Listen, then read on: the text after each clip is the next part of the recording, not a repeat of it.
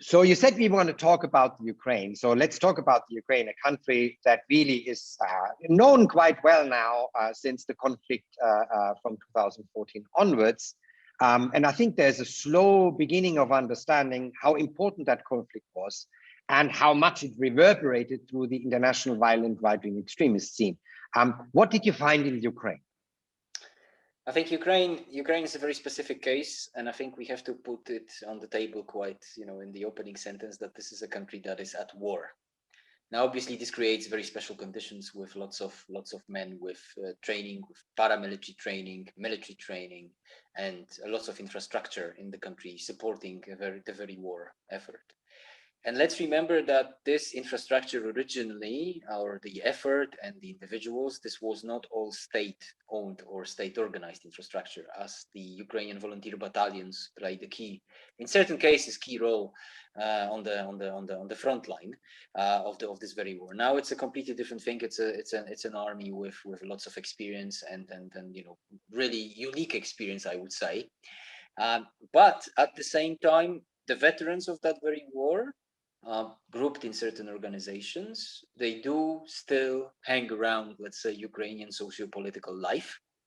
And some of them are convinced that because they fought in the war, they fought for the country, they should be given a more prominent role in the running of the country. Now, whether that's the case, that's debatable. They haven't been very successful in this. Let's put it electorally. They haven't been very successful. But I think for our, let's say, especially German audience, similar calls were made in Germany after World War I. Like that there were groups of people saying, hey, because we fought, we're better, right? We're the best element of the society.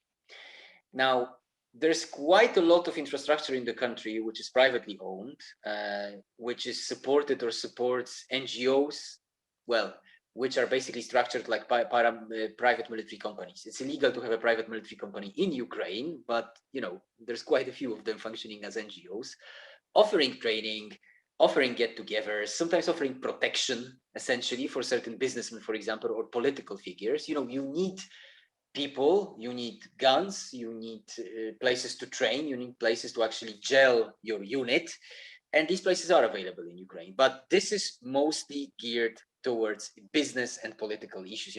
All the Ukrainians were always telling me that local politics there is always about business, and business is always about politics. And I think we have to understand that when we see men with paramilitaries in Ukraine, and we always think that this is the next Freikorps on steroids. That's not really the next Freikorps on steroids. There is a lot of stuff that is happening inside the country. There was now a pretty high-profile case in which one such PMC, which was allegedly, or not so much allegedly, but basically acting as a protection guard for one of the oligarchs, was basically dismantled by court order. So this is the reality. And in the sea of this, you do have individuals and you do have organizations which are nationalist in outlook. They wouldn't say that they are far right or extreme right, but they are a nationalist in outlook. And they have political ambitions, and they do, let's say, transnationally connect with like-minded individuals. Now, the big worry is that such organizations will connect with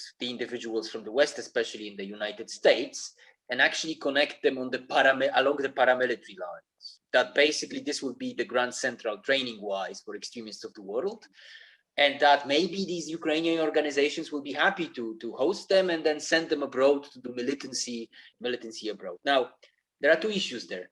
There is a lot of contact, or at least before COVID, the onset of COVID, there was a lot of contact between Ukrainians and then people in places like Germany, places like Ukraine, in all sorts of places in Europe.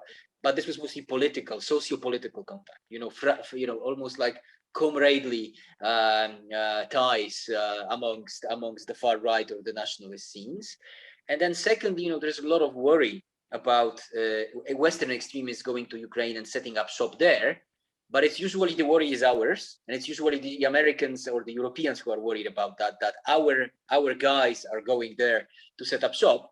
But at the end of the day, the local guys in Ukraine, they really do not facilitate this that much. And after 2018, 2019, and a couple of attempts by Westerners to actually do just that, I think the Ukrainian paramilitary / nationalist scene, including organizations like Azov, they're very, very careful not to attract that kind of an international attention. Okay, one thing is to go to a congress together, to have a seminar, have a meeting, have a demonstration, publish something jointly. I don't know, speak on, from a platform here or there. Yes, that's happening. That's going to be happening, and we have to get used to that. It's not going to stop. But a completely different issue is, organization like that hosting Westerners who want to get some paramilitary training, but at the same time, theoretically, this is available. But the Ukrainian infrastructure, as I write in the report, it's very much business oriented. It's very much about the local conditions. It's, undercutting your business rival with a bit of a muscle. Then he does the same thing to you. Then there's a bit of political argy-bargy and things like that. I mean, it's hard to penetrate for someone who is not aware of how things stand in Ukraine. But essentially, I mentioned this group. There was a group in Ukraine called Titushki, so the kind of guys in tracksuits who would beat up your opponents.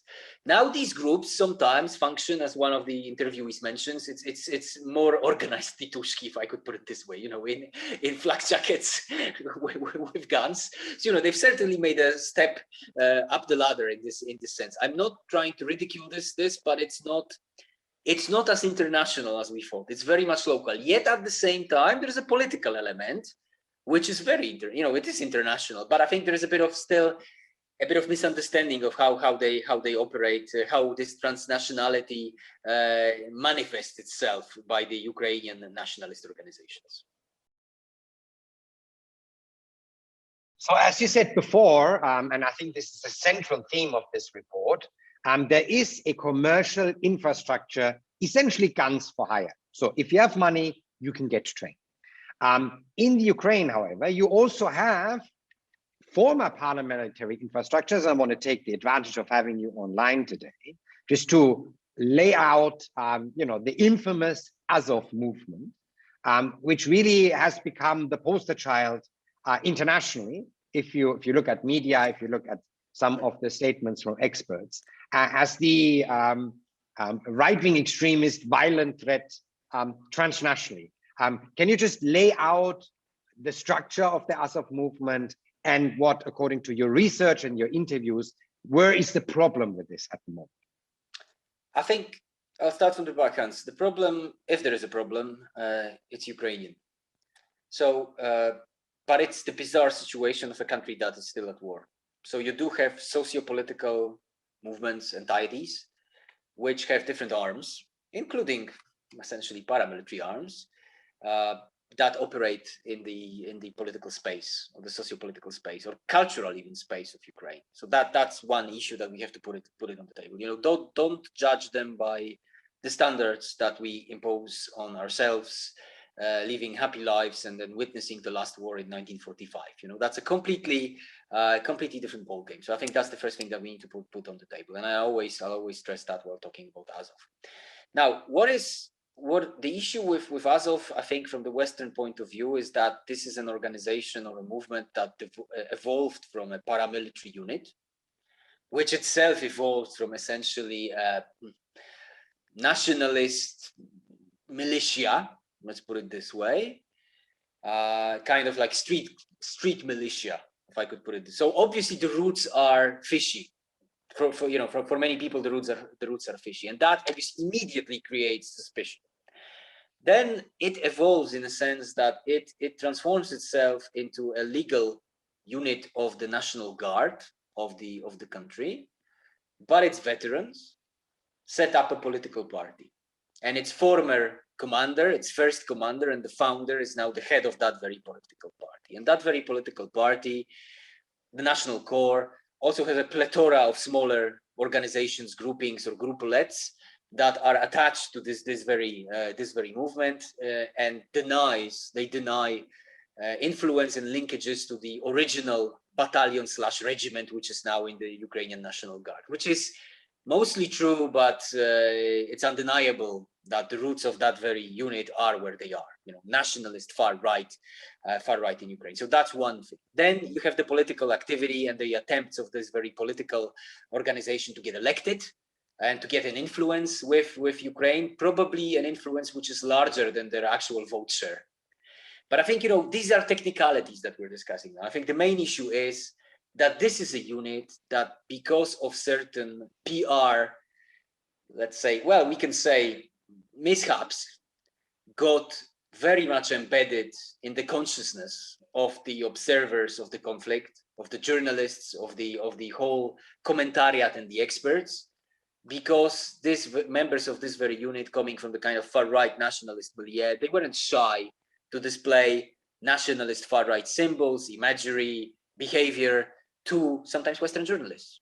You know, there are famous scenes when they actually do that in front of American journalists, and that embeds Azov as a trademark, almost crazy extremist group which is out there in Ukraine and basically wants, and it did have, and still has a very few, but it does, foreign members.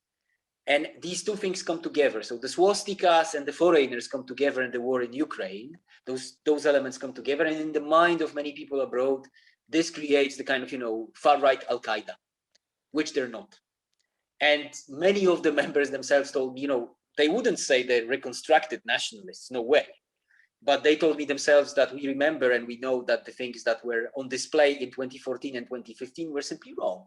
And it cost us, they did cost us dearly, because at the end of the day, we're just a bunch, you know, we're seen as a bunch of crazy nationalists abroad by many people.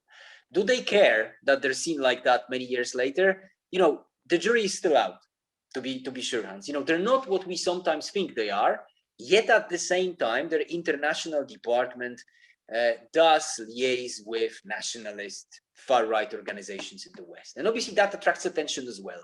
So it's the kind of, you know, never-ending cat and mouse, in a sense, that they see themselves as protectors of Ukraine and basically a nationalist voice, and, you know, strict right-wing voice on the political scene. Yet at the same time, we don't want to discuss that with them.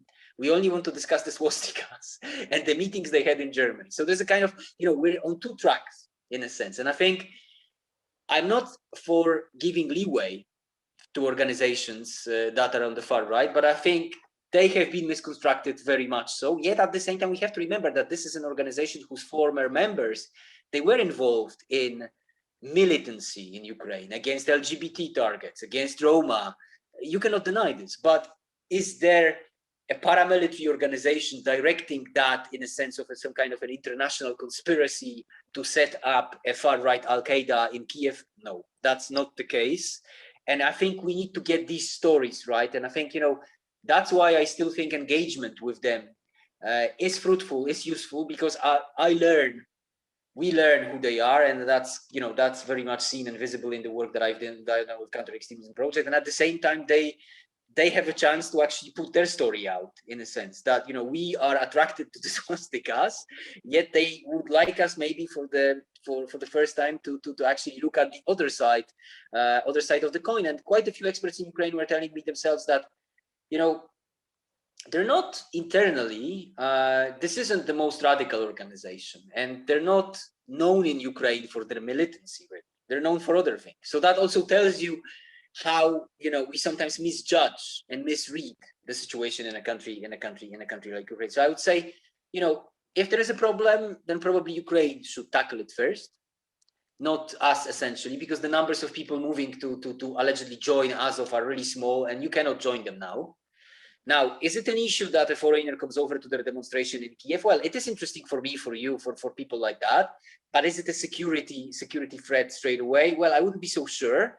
But it is quite often seen like that. And they get the bad press for the, you know, sins of 2014, 2015, when, you know, you had lots of reporting from the front line when these guys were unashamedly discussing certain things in front of the cameras of Western TV stations or journalists from the likes of Vice in the United States.